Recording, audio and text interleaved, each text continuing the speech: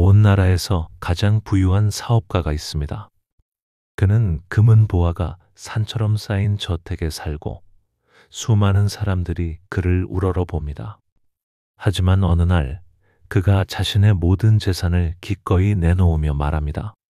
이 모든 것보다 더 소중한 것을 찾았습니다. 그리고 나중에는 온 나라 사람들에게 존경받는 지혜로운 어른이 되었다고 한다면 여러분은 믿으시겠습니까? 오늘 들려드릴 이야기는 바로 그런 놀라운 변화가 실제로 일어났던 이야기입니다. 부처님 당시에 살았던 급고 독장자라는 분의 이야기입니다. 이 이야기는 불교 경전 곳곳에 기록되어 있는 실제로 전해 내려오는 이야기입니다. 사실 우리가 살아가면서 가장 궁금해하는 것 중 하나가 바로 이것 아니겠습니까? 진정한 행복이란 무엇일까? 돈과 명예를 얻으면 정말 행복할까? 나이가 들어서도 새로운 의미를 찾을 수 있을까? 오늘 급고 독장자의 이야기를 통해서 그 답을 함께 찾아보겠습니다.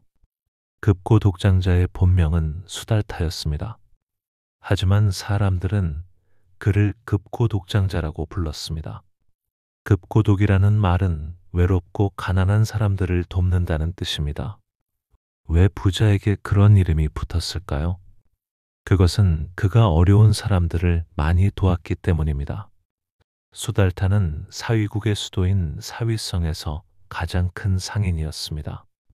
그는 젊은 시절부터 사업에 뛰어난 재능을 보였습니다. 작은 가게에서 시작해서 점점 사업을 키워나갔습니다. 곡식 장사, 직물 장사, 보석 장사까지 손대는 일마다 성공했습니다. 그는 정말 성실한 사업가였습니다. 새벽 일찍 일어나서 밤늦게까지 일했습니다. 직원들에게도 공정하게 대했고 고객들에게도 정직했습니다. 그래서 사람들의 신뢰를 얻었고 사업은 날로 번창했습니다. 몇십 년이 지나자 수달타는 온 나라에서 가장 부유한 사람이 되었습니다. 그의 창고에는 금은 보화가 가득했습니다. 집도 궁전같이 크고 아름다웠습니다. 하인들만 수백 명이었고 소와 말도 수천 마리를 기르고 있었습니다. 사람들은 수달타를 부러워했습니다. 저렇게 부자가 되면 얼마나 행복할까? 걱정 없이 살 수 있어서 좋겠다. 왕도 그를 존중했고 귀족들도 그와 친하게 지내려고 했습니다. 하지만 수달타 자신은 어떤 마음이었을까요? 겉으로는 성공한 사람처럼 보였지만 마음속 깊은 곳에는 허전함이 있었습니다.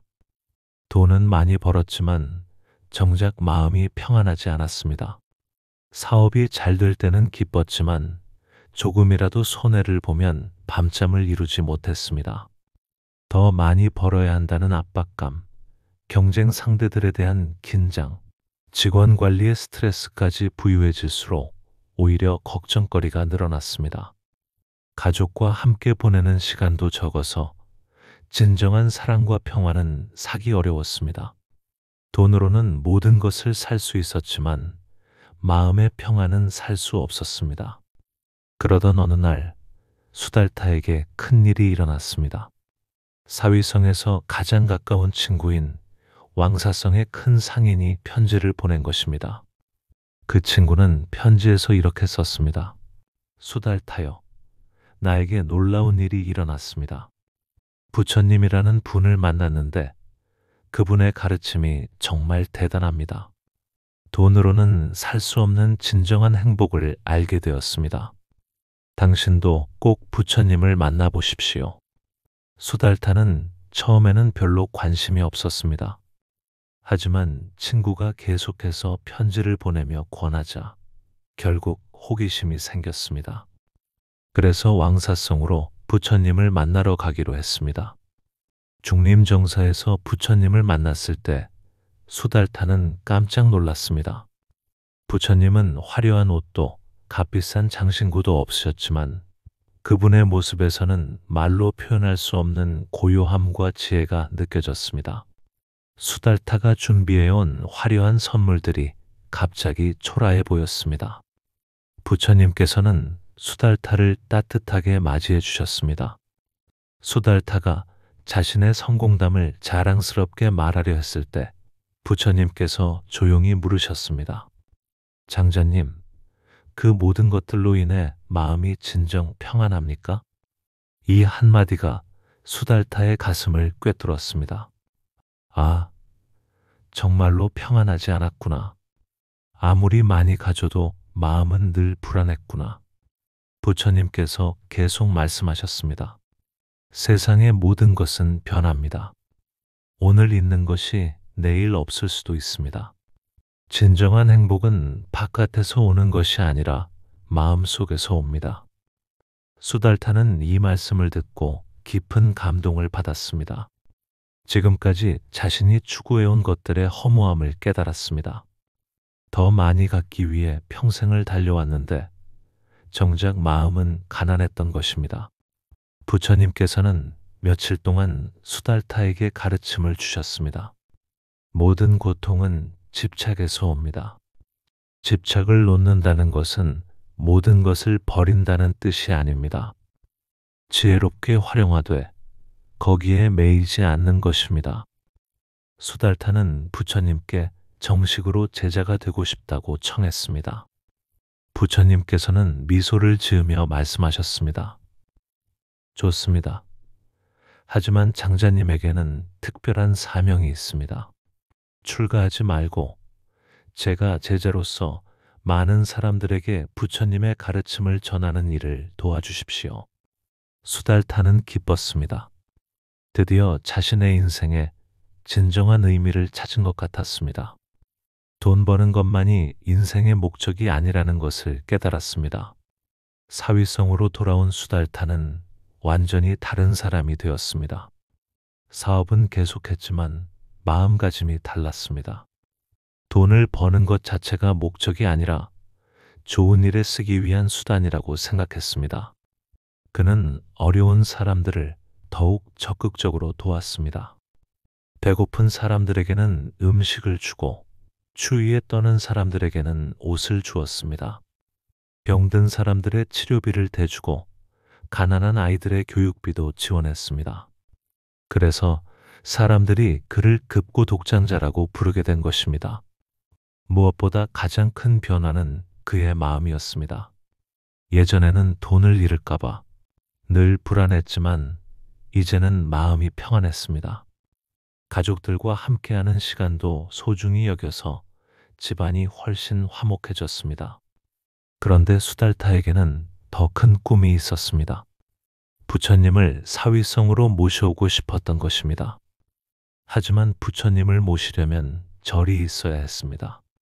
사위성에서 가장 좋은 곳은 기타 태자가 소유한 기원이라는 동산이었습니다. 수달타는 기타 태자를 찾아가서 기원 동산을 팔아달라고 부탁했습니다. 기타 태자는 처음에는 팔 생각이 없었지만 농담조로 말했습니다. 그럼 이 동산 전체에 금을 깔아보시오. 그러면 팔아드리겠습니다. 보통 사람이라면 포기했을 것입니다. 하지만 수달타는 정말로 창고에서 금을 가져다가 동산에 깔기 시작했습니다. 이 소식이 온 성에 퍼지자 사람들이 구경하러 몰려들었습니다. 기타 태자도 깜짝 놀라며 수달타의 진심에 감동을 받았습니다. 장자님, 그만두십시오. 저도 부처님을 위한 일에 동참하고 싶습니다. 동산은 제가 보시하겠습니다. 다만 나무들은 제가 기증하게 해주십시오. 이렇게 해서 기원정사가 세워졌습니다. 부처님께서 기원정사에 오셨을 때 온 사위성이 들썩였습니다. 많은 사람들이 부처님의 가르침을 듣고 감동을 받았습니다. 부처님께서도 수달타의 정성을 기뻐하시며 말씀하셨습니다. 급고 독장자여, 그대의 보시는 참으로 위대합니다. 하지만 더 위대한 것은 그대의 마음입니다. 수달타는 그 후로도 계속해서 부처님의 가르침을 실천했습니다. 매일 아침 기원정사에 가서 부처님께 인사를 드렸고 다른 사람들에게도 부처님의 가르침을 전했습니다.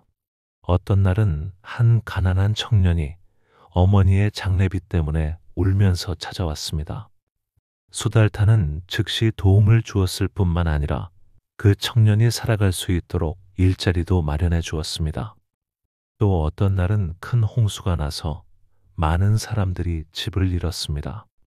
수달타는 자신의 창고를 열어서 이재민들에게 음식과 옷을 나누어 주었고 임시 거처도 마련해 주었습니다. 이런 일들이 계속되면서 수달타는 온 나라에서 존경받는 사람이 되었습니다. 하지만 수달타 자신은 더욱 겸손해졌습니다. 제가 한 것은 아무것도 없습니다. 모든 것은 부처님의 지혜 덕분입니다. 그러던 어느 날 수달타에게 시험이 찾아왔습니다. 큰 상선이 폭풍을 만나서 침몰한 것입니다. 그 배에는 수달타의 재산 중 상당 부분이 실려 있었습니다. 하루아침에 거대한 손실을 입게 된 것입니다. 예전에 수달타였다면 크게 절망했을 것입니다. 하지만 이제의 수달타는 달랐습니다. 그는 담담하게 받아들였습니다. 모든 것은 변하는 것이다. 있다가 없어지는 것이 세상의 이치다. 오히려 이 일을 계기로 수달타는 마지막 집착마저 완전히 놓게 되었습니다. 부처님께서도 이런 수달타를 보시고 말씀하셨습니다. 급고 독장자여, 이제 그대는 진정한 자유를 얻었습니다. 수달타의 변화는 그의 가족에게도 큰 영향을 주었습니다. 아내는 남편의 지혜로운 모습을 보고 존경하게 되었고, 자식들도 아버지를 롤모델로 삼게 되었습니다. 온 가족이 부처님의 가르침을 따라 살게 되었습니다. 특히 수달타의 아들은 아버지의 영향으로 출가를 하게 되었습니다. 처음에는 수달타도 아쉬웠지만 아들의 뜻을 존중해 주었습니다. 내가 진정으로 원하는 길이라면 따라가거라. 아버지도 응원하겠다. 이렇게 수달타는 진정한 인생의 의미를 찾고 살아갔습니다. 나이가 들어서도 여전히 활력이 넘쳤습니다. 몸은 늙어갔지만 마음은 오히려 젊어졌습니다. 매일매일이 새로운 배움이었고 새로운 기쁨이었습니다. 이 이야기가 우리에게 주는 교훈은 무엇일까요? 첫째, 진정한 행복의 의미입니다. 급고독장자는 이미 충분히 부유했지만 행복하지 않았습니다. 부처님을 만난 후에야 진정한 행복을 찾았습니다. 진정한 행복은 외부에서 오는 것이 아니라 마음의 평안에서 오는 것입니다. 둘째, 나눔의 기쁨입니다. 급고독장자는 재물을 혼자만 즐기지 않고 많은 사람들과 나누었습니다. 나누면 나눌수록 더 큰 기쁨을 느꼈습니다. 혼자 잘 살려고 하면 진정한 행복을 느끼기 어렵습니다. 셋째, 지혜로운 활용입니다. 급고독장자는 재물을 버린 것이 아니라 지혜롭게 활용했습니다. 자신만을 위해서가 아니라 많은 사람들을 위해서 사용했습니다. 우리도 가진 것들을 좋은 일에 지혜롭게 사용해야 합니다. 넷째, 늦지 않은 변화입니다. 급고독장자는 이미 나이가 많았지만 완전히 새로운 사람이 되었습니다. 지금이라도 늦지 않았습니다. 새로운 마음가짐으로 살기 시작하면 남은 인생이 훨씬 의미 있어집니다. 다섯째, 가족의 소중함입니다. 급고독장자는 부처님을 만난 후 가족을 더욱 소중히 여겼습니다. 나이가 들수록 가족의 소중함을 더욱 느끼게 됩니다. 지금부터라도 가족들에게 더 많은 관심과 사랑을 보여주십시오. 여섯째, 겸손한 마음입니다. 급고독장자는 사람들의 존경을 받을수록 더욱 겸손해졌습니다. 겸손한 마음을 잃지 않을 때 더 많은 것을 배울 수 있고 더 많은 사람들의 사랑을 받을 수 있습니다. 일곱째, 현재에 충실하기입니다. 급고독장자는 과거의 성공에 안주하지 않고 미래의 걱정에 빠지지도 않았습니다. 현재 이 순간에 최선을 다하며 살았습니다. 지금 이 순간이 가장 소중한 시간입니다. 급고독장자의 이야기가 우리에게 주는 가장 큰 가르침은 바로 인생의 진정한 목적입니다. 급고독장자는 돈 버는 것만이 인생의 목적이 아니라는 것을 깨달았습니다. 다른 사람들을 도우며 함께 행복해지는 것이 진정한 인생의 목적이라는 것을 알았습니다. 우리의 인생도 마찬가지입니다. 단순히 나 혼자 잘 살기 위해서가 아니라 주변 사람들과 함께 행복해지기 위해서 살아야 합니다. 나이가 들수록 이런 생각을 더 많이 하게 됩니다. 지금까지 나를 위해서만 살아왔는데 이제는 다른 사람들을 위해서도 뭔가 하고 싶어집니다. 이런 마음이 바로 지혜로운 마음입니다. 급고독장자처럼 극적인 변화는 아닐지라도 우리도 조금씩 변해갈 수 있습니다. 조금 더 나누는 마음을 가지고, 조금 더 겸손한 태도를 가지고, 조금 더 가족을 소중히 여기면 됩니다. 그런 작은 변화들이 모여서 우리 인생을 더욱 아름답게 만들어줄 것입니다. 여러분의 남은 인생이 급고독장자처럼 의미 있고 아름다운 이야기가 되기를 기원합니다. 물질적 풍요만이 아니라 마음의 평안과 인간관계의 행복을 함께 누리시기 바랍니다. 부처님의 자비와 지혜가 여러분과 함께 하시고 모든 중생이 고통에서 벗어나 진정한 행복을 얻기를 간절히 기원합니다.